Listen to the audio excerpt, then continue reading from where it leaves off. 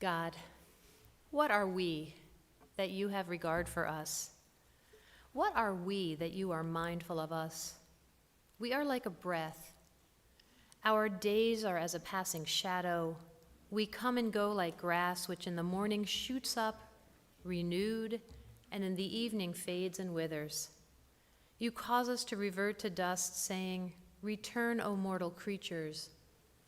Would that we were wise, that we understood whither we are going. For when we die, we carry nothing away. Our glory does not accompany us. Mark the wholehearted and behold the upright. They shall have peace, God. You redeemed the soul of your servants, and none who trust in you shall be desolate.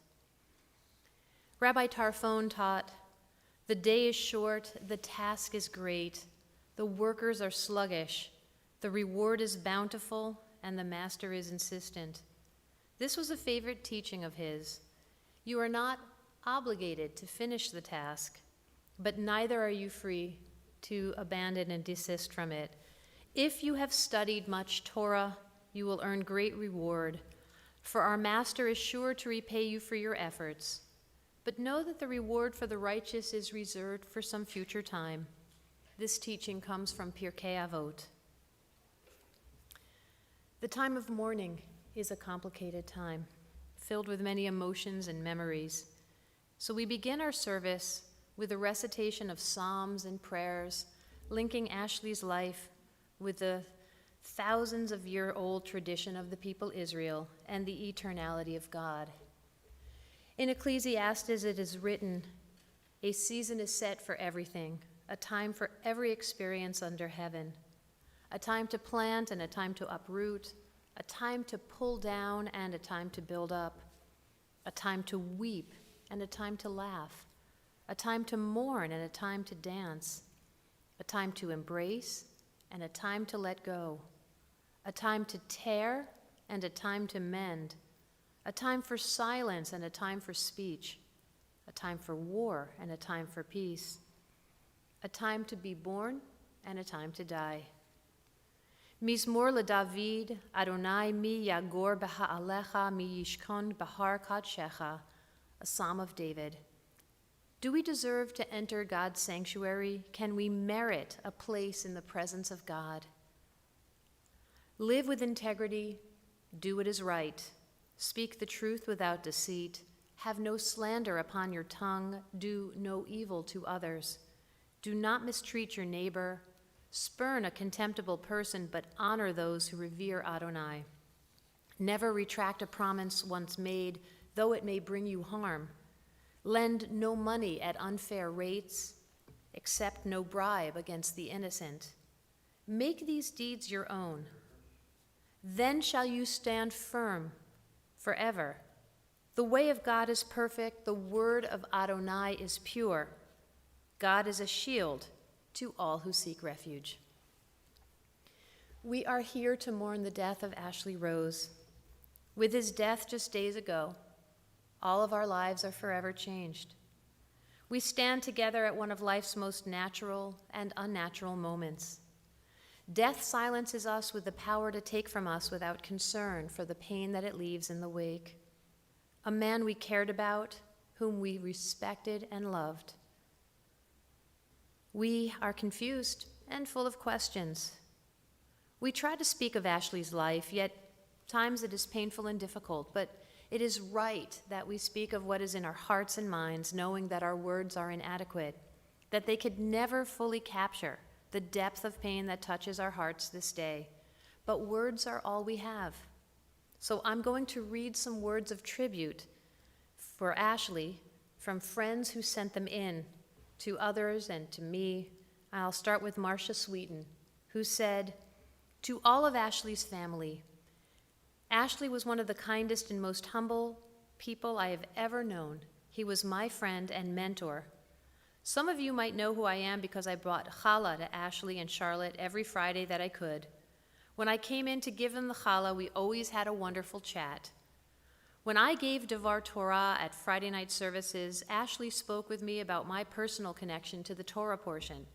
Ashley always made me feel so special, but he was truly the most special person I have ever known. I felt like he and Charlotte were truly part of my extended family. Ashley will be truly missed by me and all the people whose lives he touched. With much love, Marcia. Marty Mechanic wrote, Ashley was a gentleman's gentleman, blessed with a great intellect, always in a quest to learn and share knowledge. Ashley remained down to earth and even humble. Although not one to often initiate humor, he displayed an easy laugh and responded warmly to others' humor. Once during a trip to the Oriental Museum with the 10th grade, while the other teachers were completely stumped by a cylinder with primitive writing, which we assumed were hieroglyphics, Ashley gently corrected us and explained it was in fact cuneiform text, which he then, of course, translated for us. I miss him greatly already.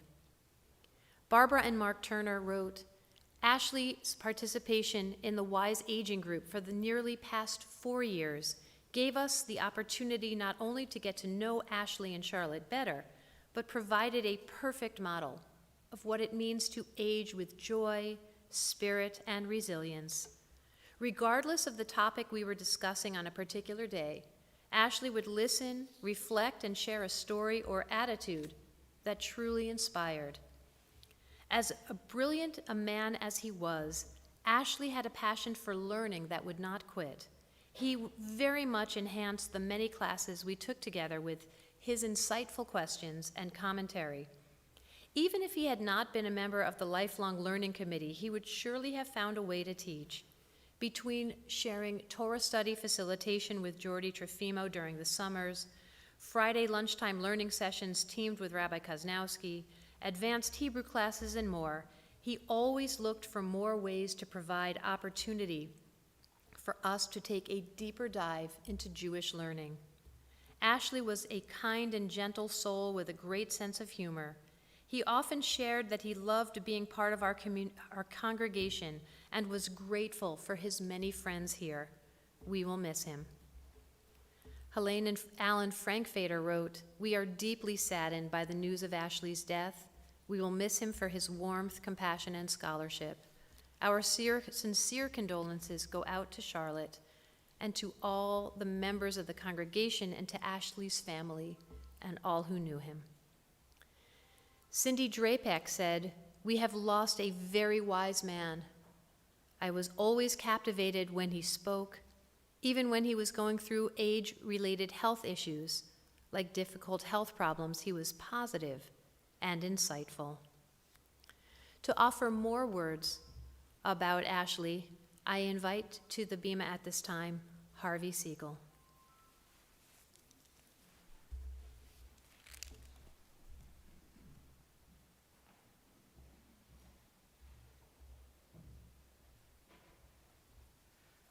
I think I represent so many of the people that Ashley touched in so many ways. But this was part of the email, but I'm going to read it anyhow. Our dear friend, Ashley, is gone. It wasn't just the illness. I'm sure that it was the isolation. He was a people person. And this separation from his friends really took his toll.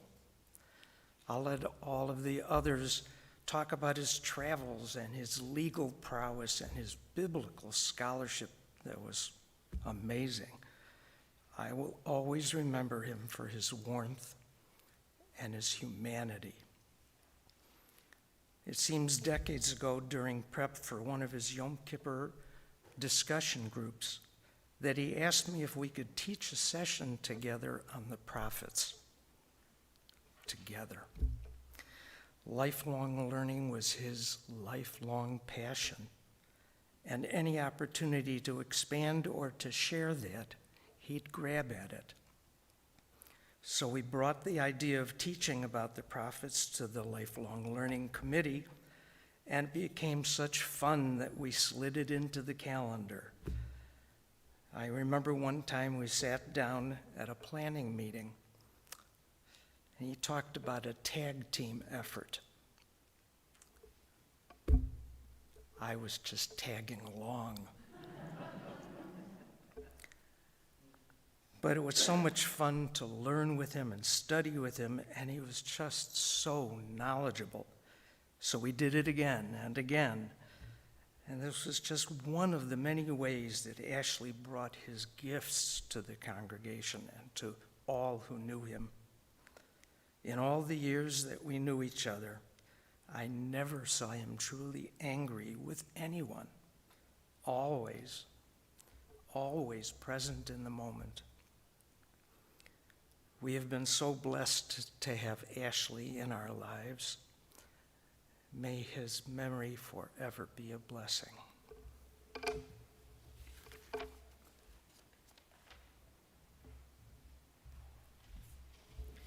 And now I invite to the bema at this time, Deeney Grossman.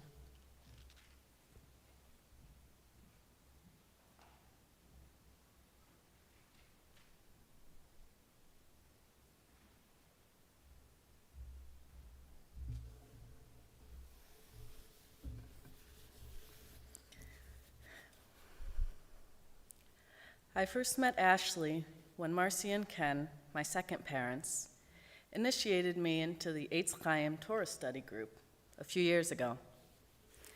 Ashley often ran the discussion as we took turns reading the weekly Torah portion. We bonded initially over a shared knowledge of the Torah and its commentaries, and enjoyed discussing our thoughts along with the rest of the group.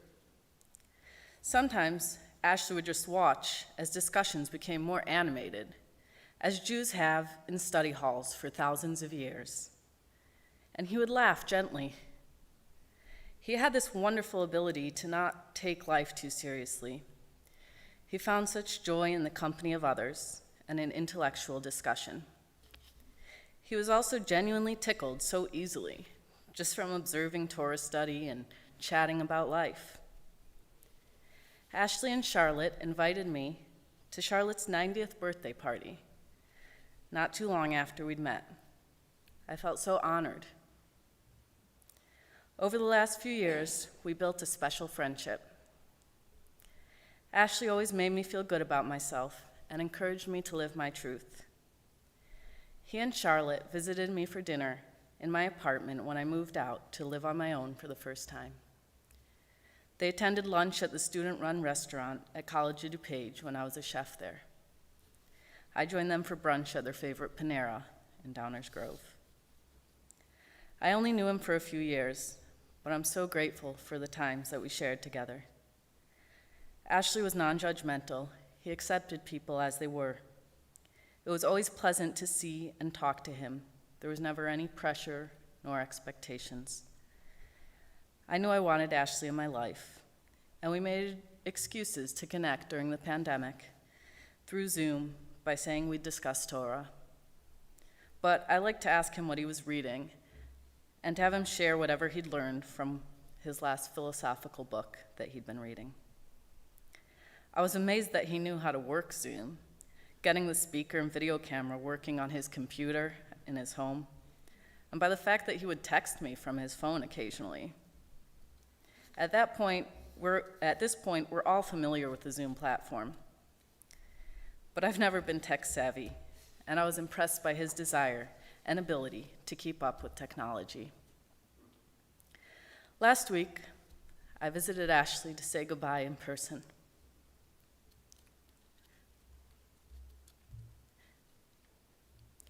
It was difficult to see him in the state that he was, but even in his final days, he was still there. I read to him and talked, and then just sat silently, holding his hand while he was in and out of slumber. As I spoke to him, there was a hint of his smile and a light laugh. I picked up a book that was on the table next to him, a New York Times bestseller called The Hidden Life of Trees, and began reading it quietly to myself.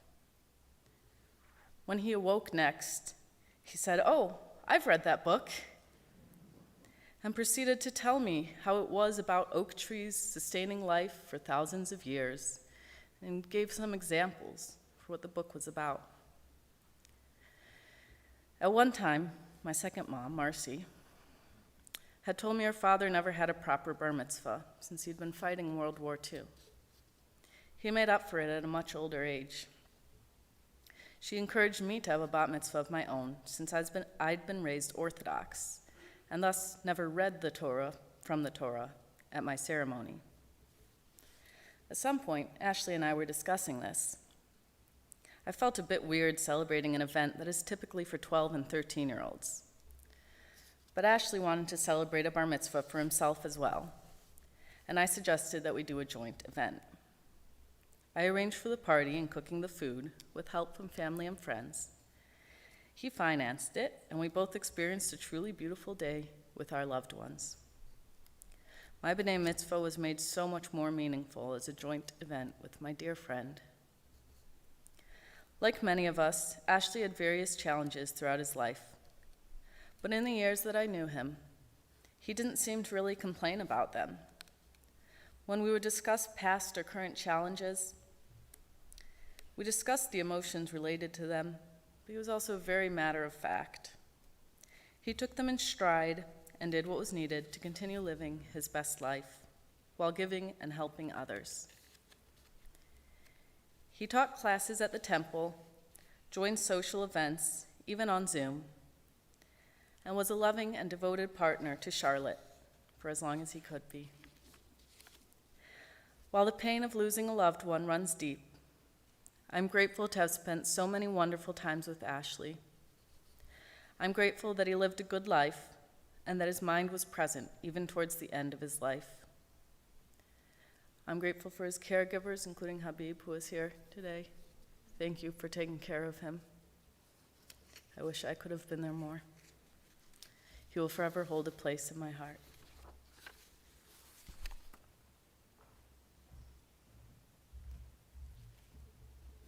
I invite forward at this time Jordi Trofimo to offer some remarks.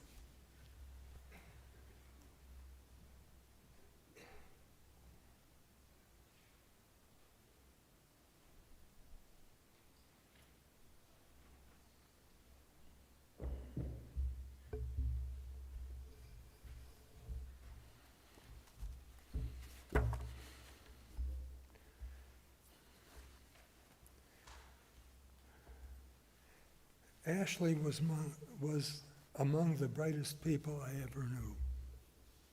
We first became friends when we were members of a book club. He frequently led discussions which were brilliant. He always picked challenging books, and then he brought out salient points which most of us had missed. Ashley offered to teach me Hebrew. I realized how much time this would cost him, so I did not take him up on his offer. He offered a second time and declined again for the same reason. The third time I accepted. Ashley gave me weekly lessons for a number of years. When his law practice got too busy, he had to stop my lessons, but by this time he had taught me enough Hebrew that I could read Hebrew newspapers. At Torah study, he displayed an amazing knowledge of the entire Torah, but especially about the parts concerning King David. No surprise, since he had written his PhD thesis on King David. We and Rabbi Bob regularly talked about our great military heroes, as well as other topics that came up. Thanks to Ashley's teaching, my Hebrew was finally good enough to understand when they switched to Hebrew. Ashley often asked me for orthopedic consultation in his law practice. In one case, the plaintiff's attorney was sure that the doctor he was suing had committed malpractice. Ashley was defending. At trial, I explained that the doctor showed excellent judgment. He refused to operate on a patient's injured knee.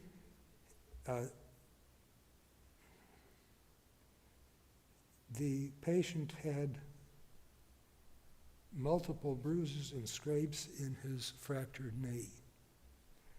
Surgery would likely have caused infection in the injured knee, and the bony pieces were too small to take screws. After Ashley brilliantly explained this to the jury found for the doctor. Another time, Ashley had a problem case. A patient had a hand injury which Ashley wanted to understand better. He asked to borrow my textbook on the anatomy of the hand. After 2 weeks, he returned the book, having read the entire chapter on his patient's problem, with perfect understanding. Ashley had no previous medical training. Very frequently, Ashley and Charlotte would join Alice and me to go out to dinner. We also traveled together, both in Europe and visiting American national parks. We always had a great time. My favorite trip was a trip to Southeast Europe when we visited the Jewish cemetery in Budapest. Ashley's Hebrew was so excellent that he easily translated the Hebrew on the headstones. The rest of us enjoyed understanding what the tombstones said. Ashley asked us questions about the ancient constructions we saw, such as, why is the tomb entrance shaped like that? Or, note how the wall was stable because the stones were so perfectly shaped. Before long, we asked the question and learning about the ancient world from Ashley. Ashley always brought books and Hebrew newspapers along on trips. He didn't want to be without his daily reading. I treasured the friendship we had for 40 years.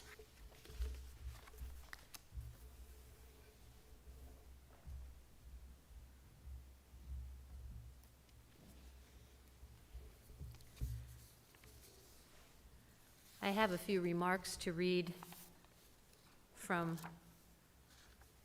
Fran's son, Ryan, who was Ashley's grandson. Ryan couldn't be here today. I am reading these remarks on his behalf. He said, Ashley moved in with my grandma Shar when I was 7 years old. And from the beginning, as far as I can remember, he took an interest in me. Some of my earliest memories are of Ashley sitting on the beach in Wisconsin at my lake house.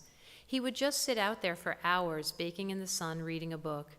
He would take a break from reading to swim across the entire lake and back. It was a smaller lake. You could see the other side, but still quite the task. I was 9 or 10 at the time, and my mom would never let me swim with him, but I would take out our rowboat and follow alongside him occasionally. As I got a little older, he would pick me up and take me downtown to the Jazz Showcase. They had a special show on Sunday afternoons. The artists would play an early set for the children and young adults. We would go at least once a year, and he really enjoyed the fact that I came to love jazz music too. We had been going down there for over 25 years now, with our last show in 2019. If not for the pandemic, we probably would have gotten a couple of more shows in. He was always concerned with my studies, and when it came time, I picked a small college in Maine to attend. He was mad because he thought the school wasn't good enough for me. He went so far as to pay for me to get a master's degree from the University of Illinois. One of my favorite memories with Ashley was when we traveled to Australia together. We flew into Sydney, saw the city by land and sea. We drove to the Blue Mountains and saw waterfalls and some of the oldest valleys on Earth. We flew into the red center of the continent, the outback, where we ate termites and kangaroo, hiked ancient sites, surveyed a 1-million-acre cattle ranch, and dined out under the stars. He really knew how to plan a trip. I've never seen so much in 10 days and probably never will again. I was exhausted, but Ashley, I think he was 78 years old when we went on that trip, never skipped a beat.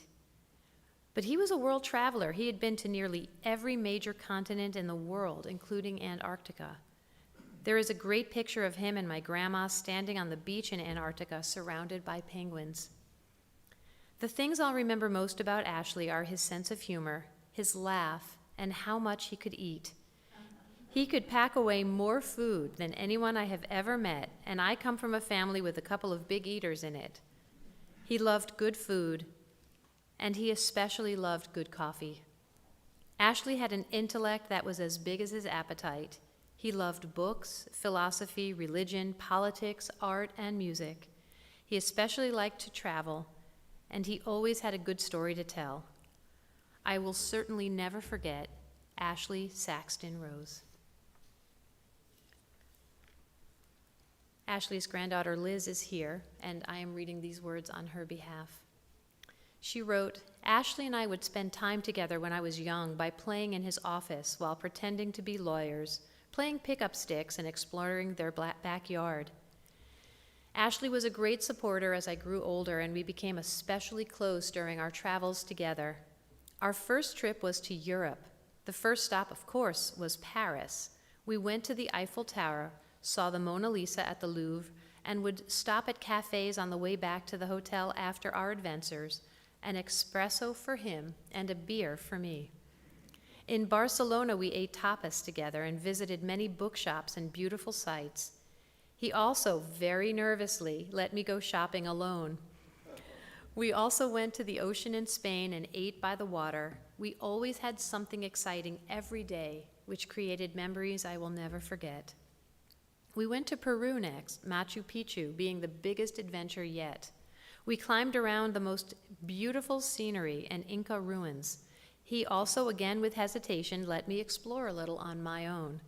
The freedom of traveling to new countries and the sense of adventure he shared with me, along with his love of language and reading, will always stick with me, just as his love will always surround me. For those of us who knew Ashley know he was a true tzaddik, which in Jewish means a very righteous man. Not someone without faults, but a real human being. He lived his life. He loved his family. He loved you, Charlotte. He was humble in his ways, not flashy and ostentatious, but comfortable in his skin. And he was our teacher.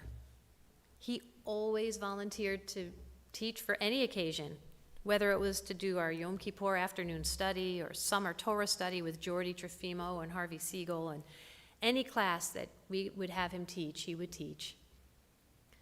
The first year I was here, he wanted to teach a class about struggling with atheism and how Jews can reconcile being Jewish even if they don't have a theistic component or a theistic comprehension of a deity. And he loved that I was not scared off by such a seemingly heretical topic. And from then on, we became partners in teaching. I enjoyed so much teaching next to Ashley as the years went on, as he continued tremendously contributing to our community. Margaret Sears shared this tribute during a service that we had to honor Ashley and Charlotte during COVID. She wrote, Ashley and Charlotte belonged to our Sunday afternoon potluck supper and book discussion groups, and Ashley was a participant and resource at our Shabbat morning Torah study. During the years that Margaret and John lived in Elmhurst, Ashley and Charlotte were always with them for Seder and usually to break the fast on Yom Kippur. And even after Margaret and John moved to South Carolina in 2004, they made the trip. Charlotte and Ashley made the trip to be with them for Passover in their new home. Margaret went on to write, for many years I had tried to persuade my husband to take a trip to Antarctica, and John said that if Ashley and Charlotte were willing to go, we would make the trip. I believe John reasoned that if weather was terrible and the scenery bleak and dull, at least he and Ashley would be able to continue the endless, interesting discussions and debates. They always found some subject for exploration and study, some topic they could match wits, and they never tired of the process. The following year, in 2007, we again traveled, this time to the Yucatan. Sadly, this was an ill-fated trip, for my husband died suddenly when we were in Cancun. I did not know how I would have coped had Ashley and Charlotte not been with me. Thankfully, we had taken out trip insurance prior to leaving the States. I just gave Ashley the paperwork, and somehow he handled everything. It was a painful memory, but much more difficult it would have been without the support of those dear friends. The debt of gratitude I feel knows no limit. Ashley also spoke at my husband's funeral, and he ended his memorial remembrance with a very traditional phrase in Hebrew, naturally, that we will study Torah in the world to come, my dear friend. I appreciated Charlotte's sentiment because I want to say to Ashley, I hope that you are with your friends studying and teaching in the world to come. While all of us wait to join you, know how much we all miss you already. Ashley was truly a mensch who contributed so much to our community and to our family. I just want to share my own personal remarks about Ashley. During COVID, I used to go to the store every week and buy Ashley fresh tomatoes because he loved beefsteak tomatoes. And my sons would go over. We live 3 blocks away from Ashley and Charlotte, and in the winter shovel his driveway and make matzo ball soup. And when I shared with my children that Ashley had passed away, they were very visibly upset because Ashley and Charlotte are such a part of doing mitzvot in our family, and this was a big loss for my children as well. May the memory of Ashley Rose, whom we all loved in life and still love in death, bless our thoughts and actions. May his memory burn brightly within our hearts and souls and continue to inspire us for all the days of our lives. Vayashov ha'afar al ha'aretz ki sha'ahaya, v'ruach tashuv al hamakor asher nitanan. The dust returns to the earth as it was, and the spirit falls back to the source from which it came. And I ask at this point, if you can, to please take out the prayer card and join me in reciting the 23rd Psalm.